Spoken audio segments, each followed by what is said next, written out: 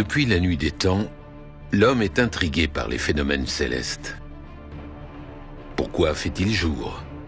Et pourquoi fait-il nuit? Pourquoi les mois chauds succèdent aux mois froids? Cette étoile qui traverse le ciel est-elle un message des dieux comme les orages et les éclairs?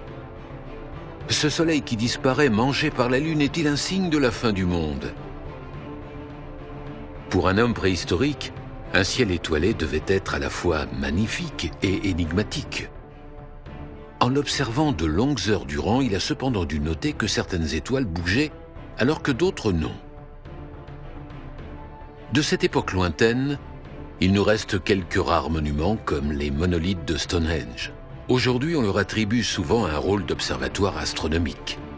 En Mésopotamie, au premier millénaire avant notre ère, l'observation du ciel devient une véritable institution. Tout est soigneusement noté et conservé.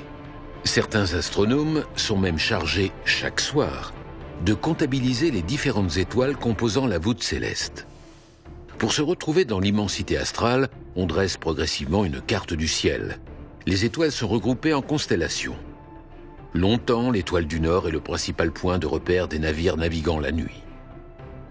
Durant l'Antiquité grecque, on commence à penser que la Terre n'est peut-être pas plate, mais ronde. L'astronomie ne sert plus seulement à prévoir les saisons, mais aussi à comprendre notre monde. Au XVIe siècle, Copernic défend l'idée que la Terre tourne autour du Soleil. Au siècle suivant, Galilée en fait la démonstration. Nous ne sommes donc pas le centre du monde.